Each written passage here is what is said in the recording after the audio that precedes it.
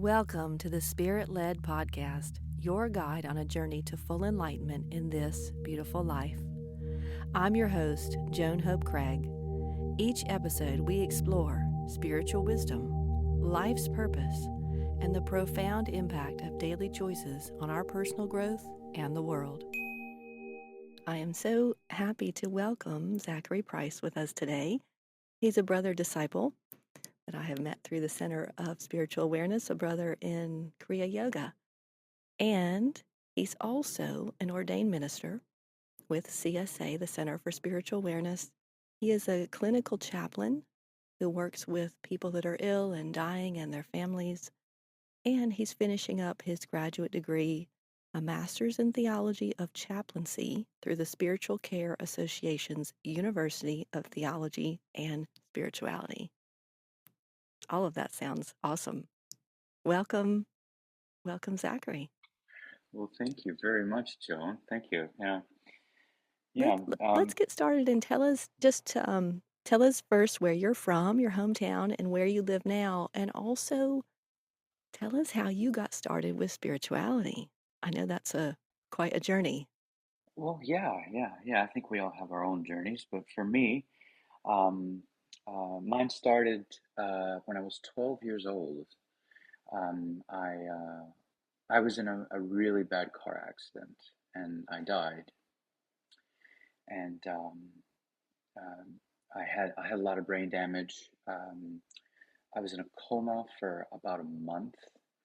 Um, and the doctors gave me about a 20% chance of survival with about a 90% chance that if I survived, I would likely be in a vegetative state for the rest of my life. Um, and when they put me in the CT scanner, my heart stopped and I died. And they brought me back, and I had a near-death experience. Uh, so um, and that kind of lit the fire for everything I'm doing now with my life. Um, and when I went home, um, I started going to church. No one in my family had ever gone to church before, and I come from the Bible Belt, and so of course, I heard all the normal stuff that you hear, but what my experience was from my near-death experience was not that. It was um, It was actually what is talked about quite frequently in primarily Eastern spirituality. Um, and there was no, it was a beauty unlike anything I've ever experienced before in my life. It was a love unlike anything I've ever experienced before in my life. There was no difference there, really. But this beauty that I experienced, there was no difference between me and that. There was no difference between noun and verb. There was no difference between subject and object. Um, it was simply a, a quintessence of being. Um, uh, but that's and so it's because that's the case, and there are no words. Um, you can't really put it into words. You can't you can't you can distill it down, but it doesn't do it justice. So so that experience pushed me to where I am now. Um, and I studied a lot of different things throughout my 20s. But in my when I was 30, no, when I was in my mid 20s, my grandmother, the woman who adopted me after my car accident, um, she was diagnosed with nasopharyngeal cancer. And within about 3 years of that, she had attempted suicide because of the treatments and um, all the medicines the doctors were giving her. She was so miserable, and had lost so much weight that she couldn't live with herself. So she attempted suicide in 2012, I believe. And when I found out about that, which was a little bit later, I immediately moved home and I became a live-in caregiver for her until she passed away in 2016. Um, and that actually got me onto the path of clinical chaplaincy that I'm doing now, which is a perfect fit for my proclivities, personally, spiritually, um, and yeah, so that's what got me to where I am now. Wow. Now, I want to tell the audience, and thank you, Zach, for sharing all that. I want to tell the audience that you do have a TED Talk, which is mind blowing, and I'm going to link it in the notes, which goes into more detail about your near death experience and some of the searching that you did after that. And so we want encourage our listeners to check it out so that we couldn't, of course, recreate the whole thing here. But what you said about that experience, it seems like you can recall it, you can relive it in your being now, that experience of that quiet and that you said no difference. There was that feeling, and it seems like that. I can't imagine what it must have been like to be 12, seeking some way to make sense of your experience. So it just turned you on a path of seeking and serving, really. Yeah. Uh, I come from a completely secular family, so no one in my family ever did, and we rarely even talked about anything.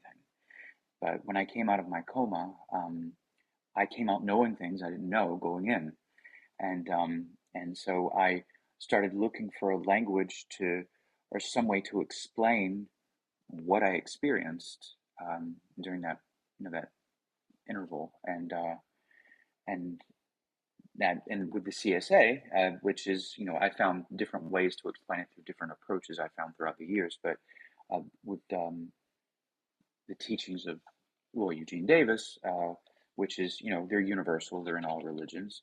Um, it helped me to articulate uh, those experiences, or that one experience that I had, in a more articulate way. So, Wow. Well, actually, you just touched on something that's another question I have for you. You said that the teachings of Roy Eugene Davis and the things you were seeking along the years, you found some universal truths. You found things that were not specific to one religion or one culture. And that's something I'm really fascinated in. I think our listeners will be too. Could you talk about what you've learned? Like, what's the core truth that doesn't change by culture or by a label it's given? mm, well, there is. There is, and you don't even have to look at religion for this. Of course, you can, because it exists within every religion, every different religious language.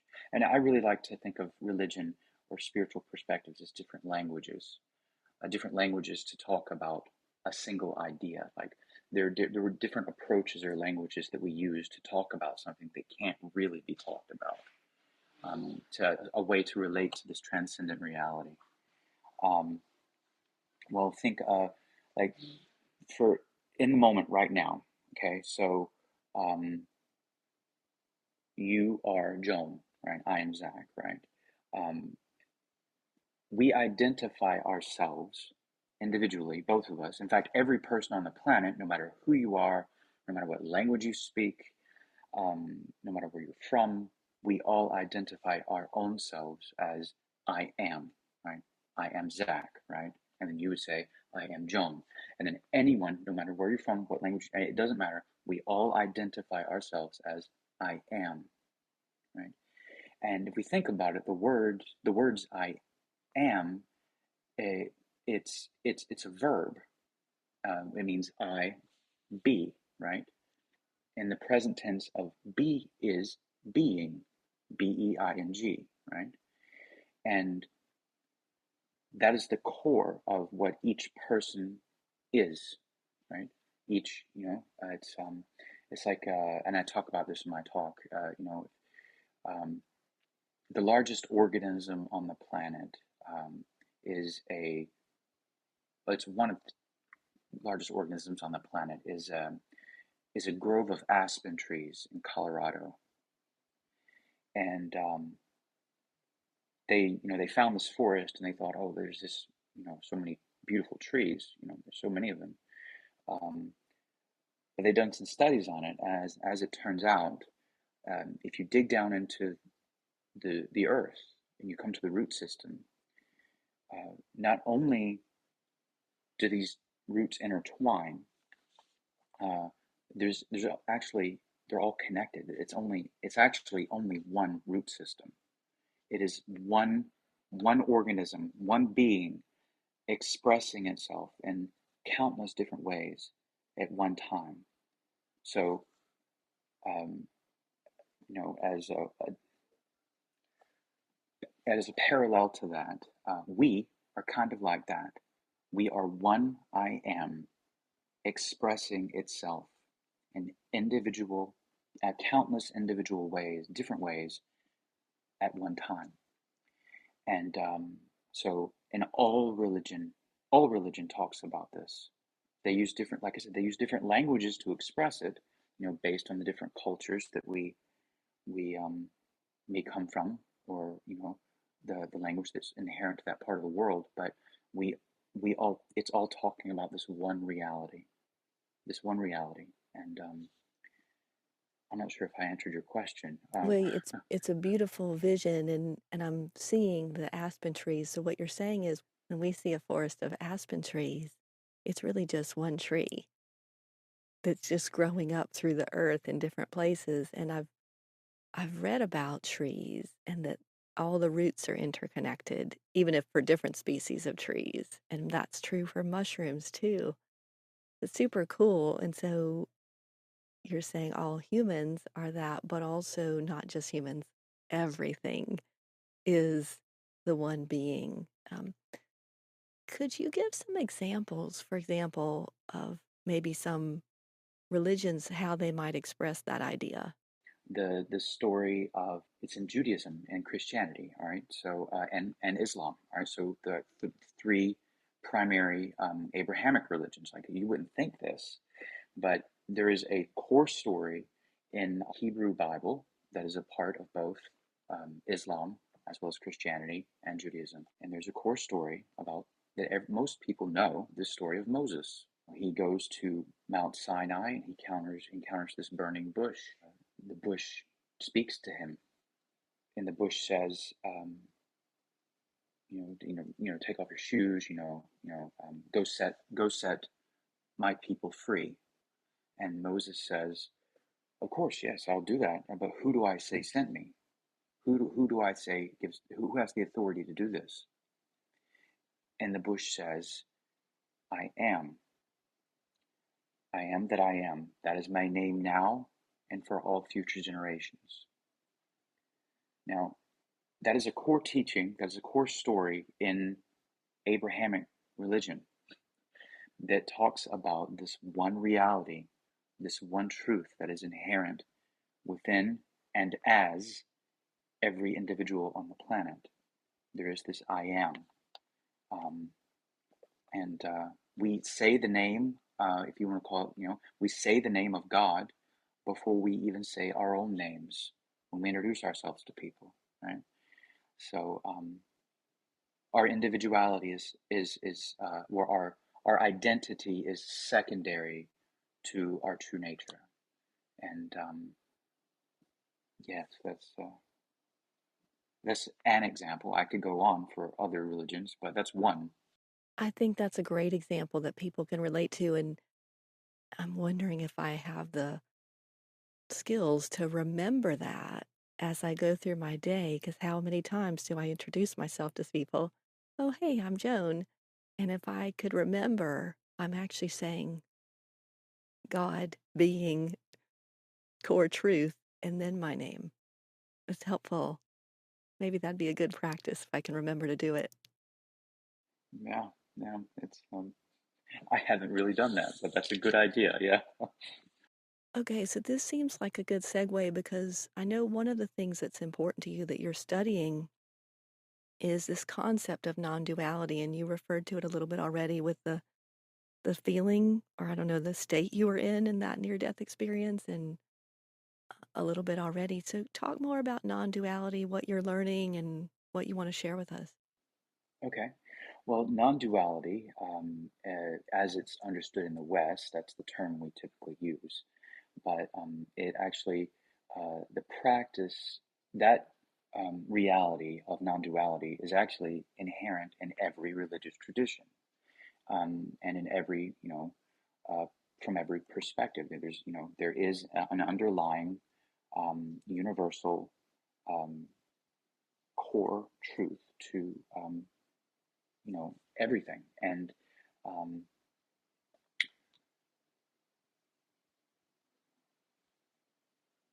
in the East, the word that is used is Advaita, which literally means not two. Um, and so Dvaita means two, and you know, means not. So it's a canceling out of the two, right? So it's not two. And non-duality is it is the core of, as I said, every religious tradition and every spiritual perspective. And it's kind of the understanding of it is that there is this one reality, and we are all experiencing individual existence within and upon that one reality.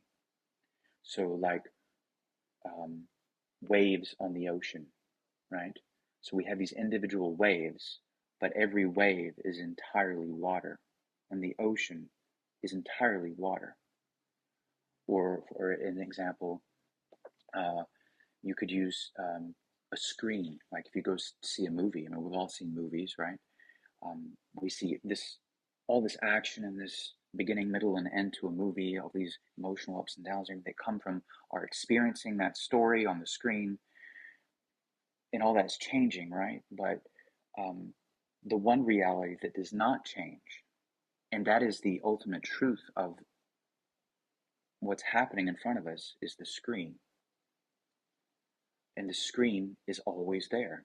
We forget the screen is there because we get caught up in the story. But the screen is the basic fundamental reality without which that whole movie couldn't exist. And there are a lot of different examples, especially in the East. There's one of uh, clay, and then the clay would be synonymous to the ultimate reality, and then everything is made out of that clay, whether you have pots or cups or plates or sculptures, all those are individual expressions of that clay. But the ultimate truth of that clay, of those pots and sculptures and plates and everything, is the clay. So yeah. That's really helpful. I really like the clay example. Of course, I've heard about the wave in the ocean and the screen in the movie, but the clay example is really speaking to me because I'm always looking for things I can do like during the day. Obviously, meditation is a key practice, but we spend so many hours of the day interacting with other people, which can be challenging sometimes for me. So imagining everybody's formed, and that's in the Bible too, right? That we were formed from clay and will return to dust and all that. So I really like that example. Thank you. Zach, is there anything like that you're experiencing in your own life as you're studying? Um, you've studied all these religions as part of your personal path, but also as part of your chaplaincy work, and then you've started studying the non-duality. Is there anything like aha moments that you've had personally around these things that have impacted you? Um, well, I am that. That's a um, big one. I mean, yeah, that's it's kind of a if it's a it's I've had glimpses of that. yeah. Um, it's not a right now. It's not a continual thing yet. I'm hoping it will be one day, but not yet. That especially in my meditations, they've gotten a lot deeper, especially since you and I were ordained this past summer. Um, but that it's almost, I don't know if I can put this into words, but it's almost like the beauty that we experience in the world, all the beauty in the world, um, is it feels this, like I said, it's hard to put into words. Um, it feels almost familiar in some way, like it's kind of like what I was talking about with the aspen trees. That Right. everything, every expression of form, especially beauty, Mm. expression of beauty, every piece of art is an expression of one thing. That it is beauty coming out of these different forms at one time. And I don't know how many different ways I could say this, but it's there's that yeah, and that I am, and that beauty for me is the same. It's the same essence that is love. Right. That is the thing that connects us all. That we feel viscerally. Yeah. That there's this one beauty that binds and penetrates and connects everything in existence. And there is only this. There is there is only God. There is nothing else. And like I'm not like this advanced spiritually enlightened person at all, but that's kind of how I started seeing glimpses of that after my car accident. Hmm. And I've been seeing period in as time went by, I would periodically have this experience of, oh, that's what I that's familiar. I remember that. That seems familiar from like I've experienced that before. And so every beautiful thing in the world is almost like a window into that reality. And so I kind of see it like every person uh, as either a mirror or a window, Mm. right? No, thank you so much for going deeper into that because what you just said is really moving. You said that for you, sometimes the aha moments happen when something's beautiful or moving in the moment. It connects you, it reminds you of that core truth, of that love, of that pure essence, and you see it through people. You see it Yeah. in people as well through seeing seeing the beauty in them. So thank you for exploring that with me. Well, can I say something else about Of that? course.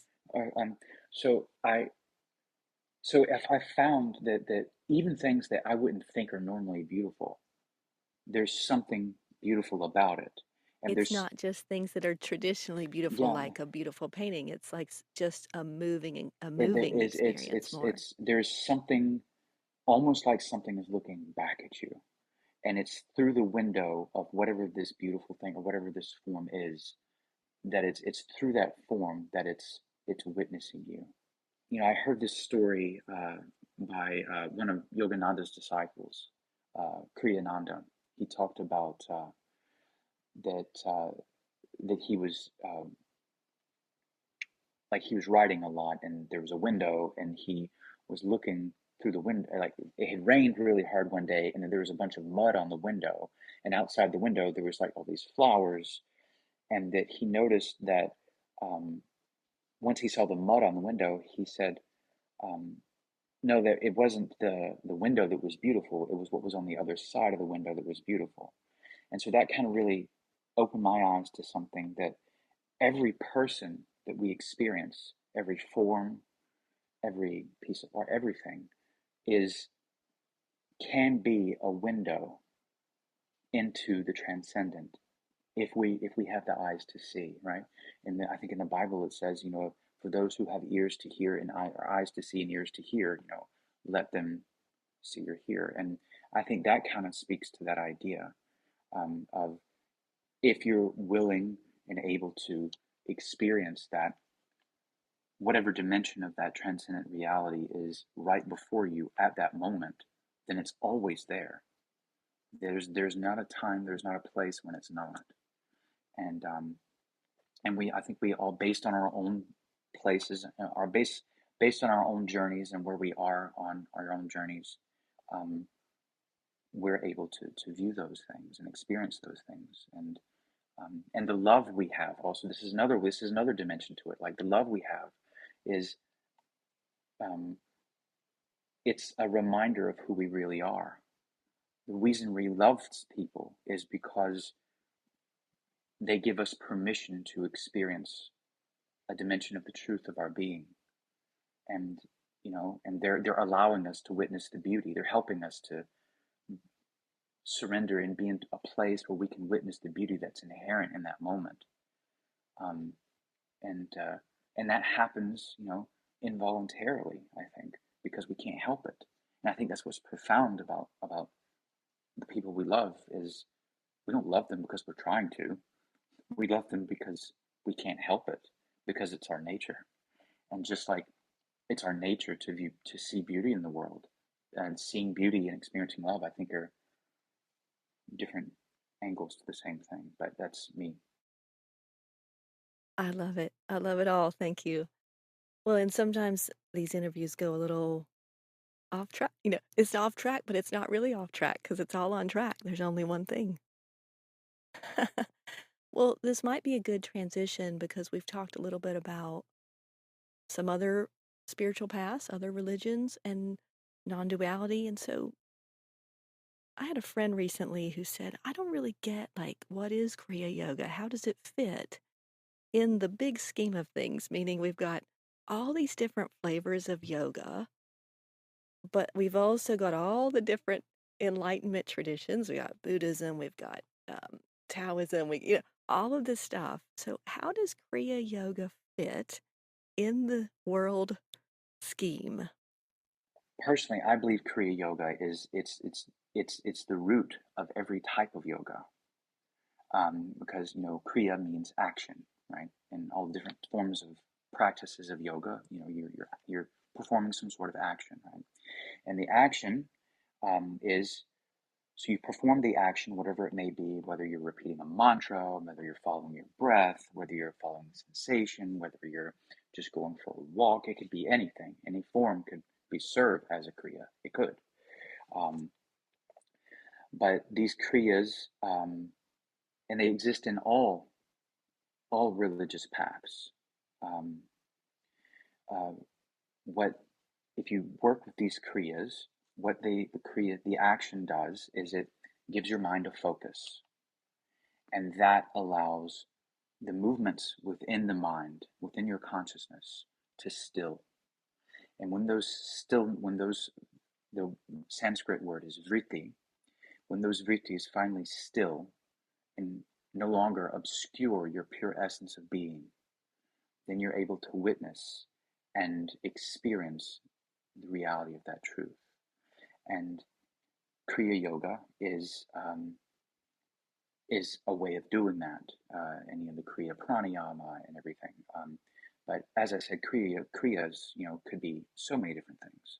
But it's using that technique to still the mind and to still the consciousness, so that the light that's within you can witness it.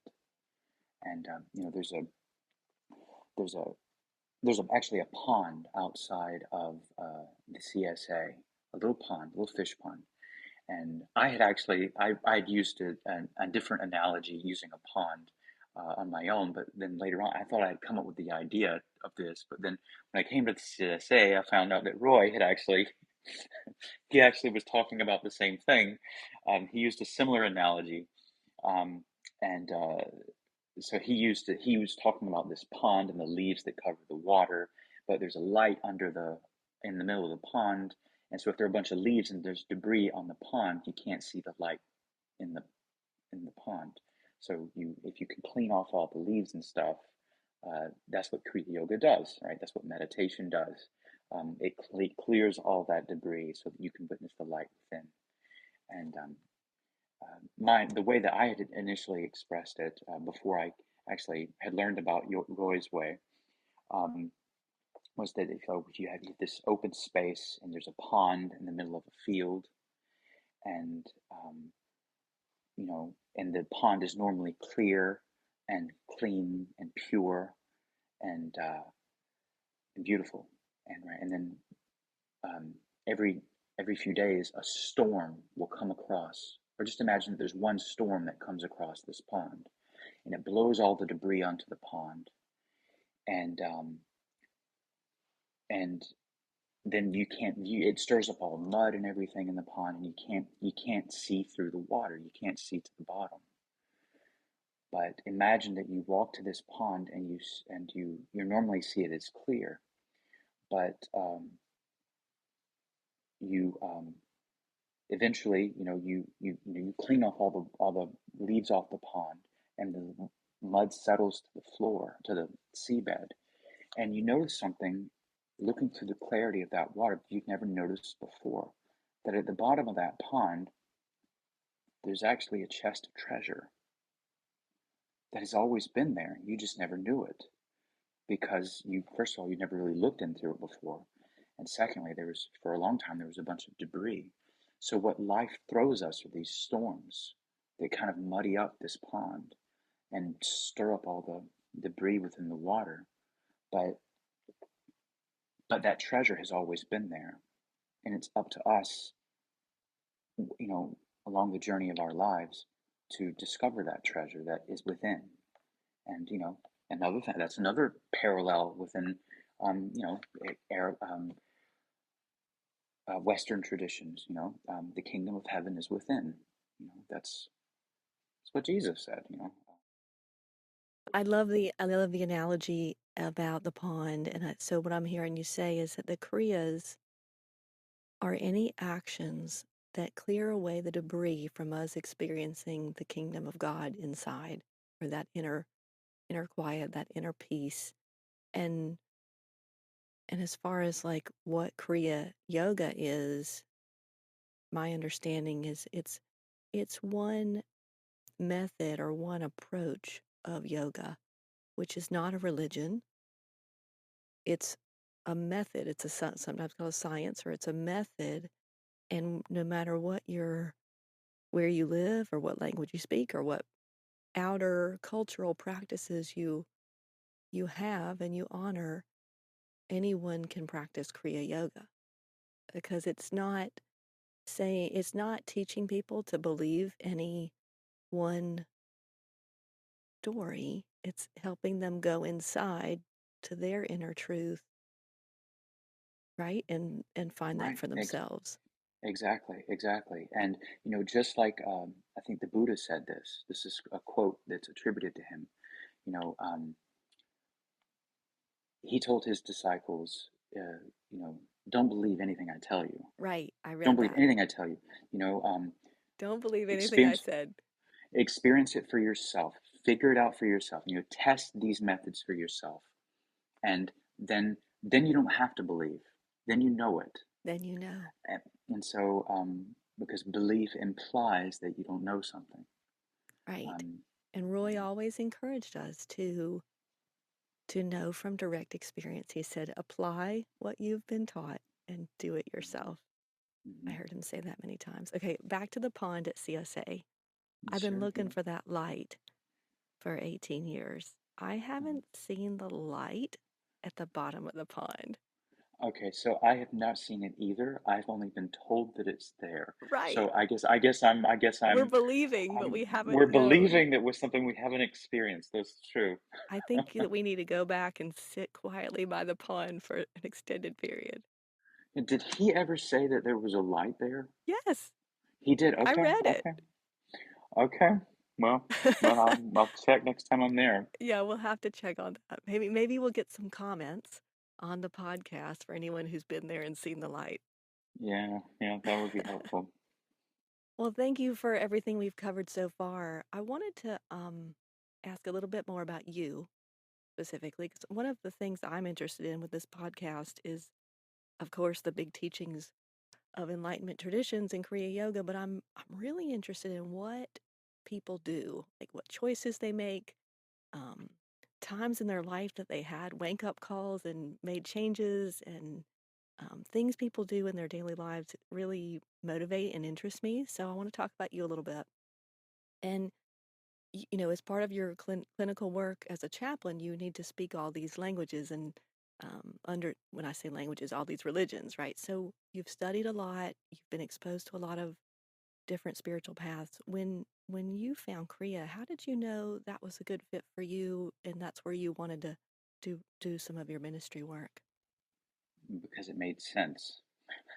And I think that because they say across a lot of religious traditions, especially here in the West, what is really emphasized is belief, just like we talked about. And um, I think we have a brain for a reason, and we have a mind and a brain for a reason. And the reason for that, or having that, is to figure things out, not to follow someone like blind sheep, right?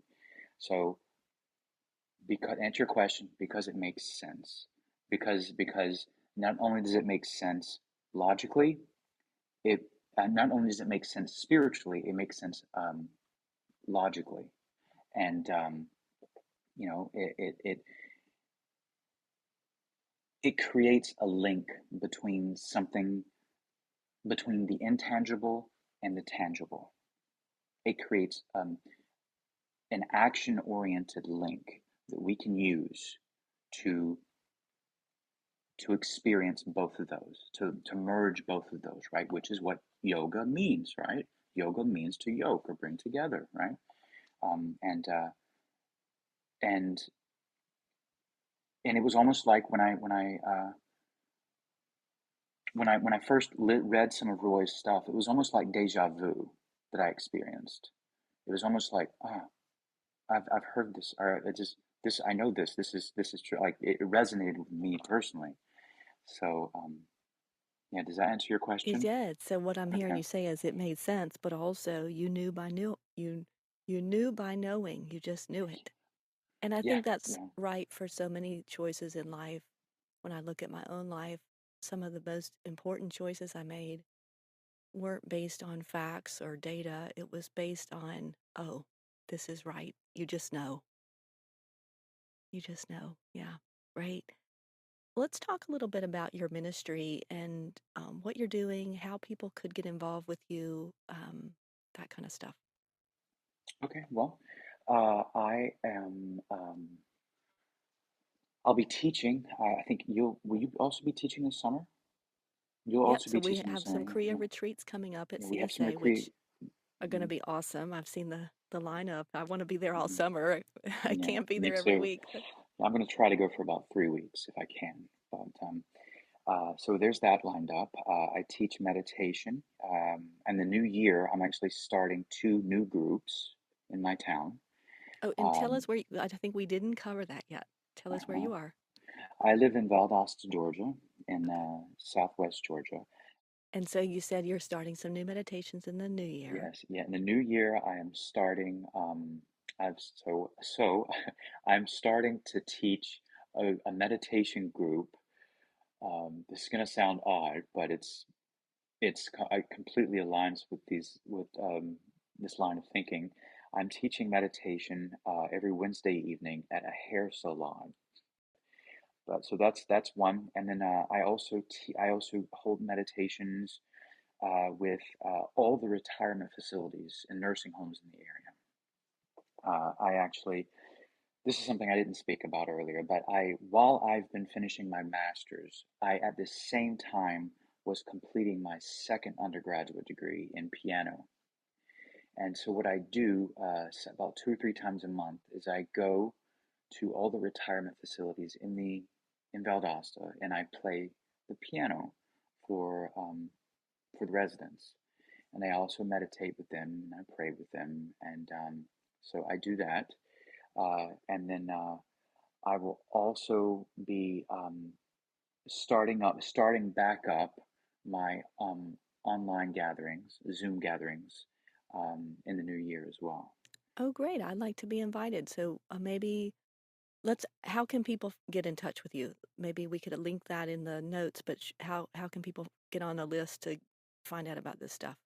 Okay, just email me at Zackary, Zackary, dot David, that's David, dot Price, Price, at iCloud.com. Cool. And we'll link it in the notes in case somebody can't grab that. So they can email you and then they can find out, because I'd like to know about the online meditation as well for people who are not in the area. So I know you do meditations every Wednesday, right?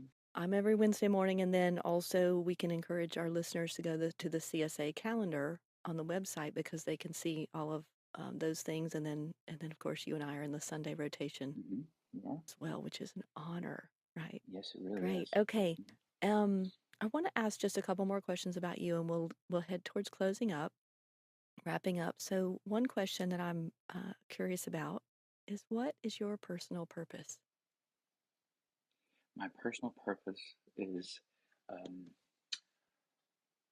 to wake up, to realize um, my true nature, God realization, self realization, and then through everything I do in life to help others to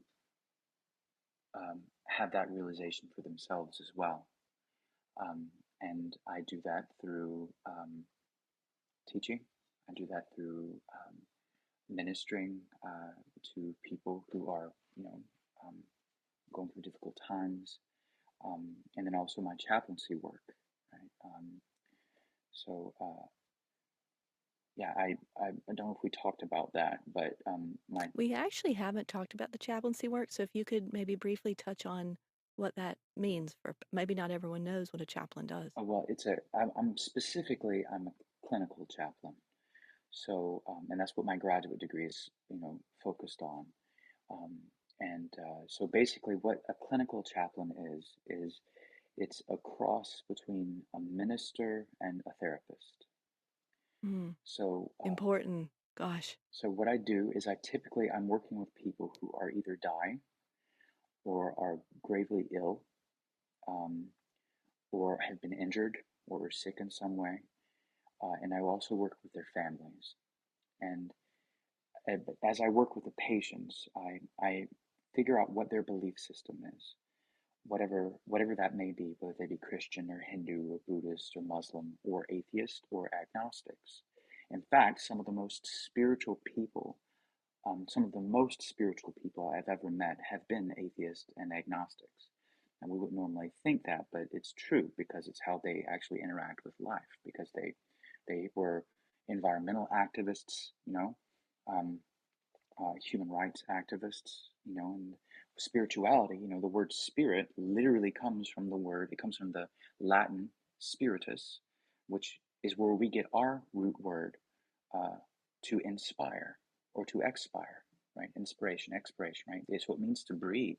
Literally, that's what spirit means. It means the breath of life. So anything that is in um, bolsters that or is advocates for what it means to be alive, that is by definition spiritual. I went off on another tangent. But um, what um, what what my chaplain is did I already say that?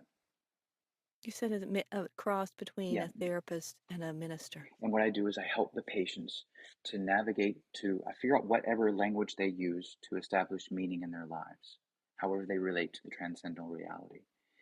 And I help them to use that language to navigate through their experience of suffering and to establish a life enhancing meaning on the other side of that journey. And so that's what I do professionally. And then I guess in some way I also do that um, in my work outside the hospital too. But yeah. Yeah. Well, I have one more question for you before we close with, I know, a very special, moving prayer that I've heard you do before, and I'm really excited to hear it again.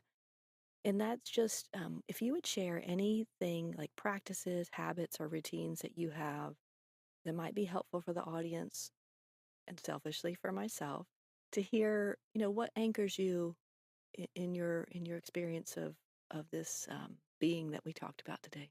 Okay. Well, I everything in my life at this point has become devoted to self-realization and God realization, helping other people. And I have a pretty substantial meditation practice. I meditate for about, on average, about 3 hours a day, if not more. And I've noticed that, the longer I meditate, the more time I actually have in a day, which seems counterintuitive, but is true because, meditation slows your mind down. Um, but yeah, I take time. I do something that I guess you could call um, burst meditations, or so I'll take 5 minutes periodically throughout the day, and I'll sit and or micro meditations. That's a better term. I'll sit for 5 minutes and quiet the mind. Just in the midst of while I'm doing something, I'll just stop and then allow. I'll go through my practice and still my mind. And And do you do that on a set schedule at the top of the hour, or is it like you notice that you need it? How do you do that? right now, it's kind of as I notice it. It's not really a concretized thing. It's just kind of like, oh, I'm feeling a bit scattered right now. So let me stop, and then I'll stop. I'll go into the silence, and when I feel it's appropriate, I'll come back and do what I need to do. And so micro meditations really help me a lot. That's beautiful. That's a really approachable practice for people, I think, during the day to take 5 minutes. Well, is there anything else you want to share before we introduce the closing prayer? Um, no, no, I just well, I would like to say something. I would like to kind of introduce our names for one another that we haven't talked about. Yeah. We haven't Tell talked. us, tell the audience about our nicknames. So when we got ordained, Joan and I don't know who said it first, but we were kind of like, after were ordained, like we were like saying, oh, Brother Zach, Sister Joan. So we just started kind of calling each other Sister Joan or Sister J and Brother Zach. And so you call me, what do you call me? You call me I call you Brother Z. Brother Z, and I call you Sister J. Yeah, Yeah, and we have Brother Daniel or Brother D as Brother well, and Daniel, Sister brother, D. yeah, Sister. Yeah. So it's a fun, playful connection, and I'm really grateful Yeah, for it. yeah. We're starting. Yeah, I think all of us that got ordained together are kind of bonding. So I'm hoping that. Well, and I'd heard other people who had known Roy Eugene Davis longer, or even people from other traditions who I'd heard them call each other brother and sister disciples, Hmm. Hmm. but I didn't really feel it until we all met each other, our small group, and it's a wonderful feeling. Yeah, it is. It really is. Yeah.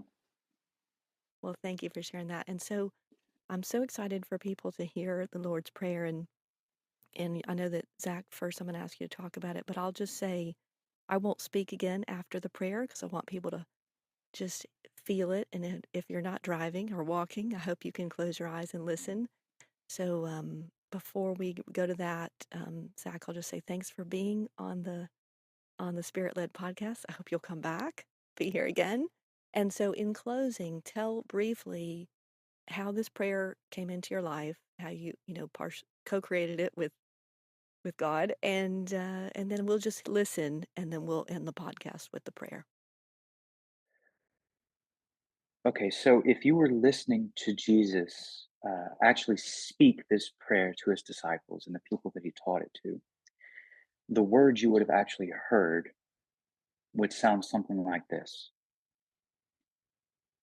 Abunda Bushmaya, Nethkadeshmak, Tete Makuthak, Nehwe Sefyanak, Aikana de Bushmaya, Afbarahak, Havlan Lak Masumkunan Yamana, Washboklan Khalbain Wakdein, Aikana Davkanan Shpokan Hayabin, Wela Telan Natsuna, Elan Patsan Min Bisha, Metol Telaki, Makutha, Wahile Watish Bukta, Lalam Amin, Amen. Now, those are the words you would have actually heard if you were there. Um, and I have studied about 20 to 30 different versions of the that are taken from the original Aramaic. And I've put together a prayer that I use with many of my patients that I work with, and everyone that I've shared it with, no matter what tradition they come from, they all resonate with this version. So I put this together, and like I said, it comes from all the different versions of the prayer that came from the original Aramaic that I've studied. And so in this, I think that this prayer aligns very closely with non-dual teaching, with yoga, with Eastern teachings and Western teaching. So here it is. Source of all sustenance and life, carve out a space within our hearts wherein your presence may abide. Breathe into us the life of you so that we are inspired. Increase in us the strength of you so that we may be empowered on our mission. Endow in us the wisdom to produce and share what each of us needs to grow and flourish. Untie the tangled threads of our judgments as we release others from the entanglements of past mistakes. Do not let us digress from our true purpose, but may we be ever aware. You are power, fulfillment, and wholeness itself. As the illusion of our separation is dissolved, and we are made whole once again and for all time, sealed in trust, truth, and faith, and may this be so. Amen. Thank you for tuning in to the Spirit Led Podcast. Special thanks to our producer, Monty Craig. Please subscribe to catch upcoming episodes. For support in your awakening journey, visit our sponsor, the Center for Spiritual Awareness at csa-davis.org. We offer online group meditations, classes, and in-person retreats at our headquarters in Lakemont, Georgia. Once again, that's csa-davis.org. Until next time, remember your pure essence of being an eternal relationship with the infinite.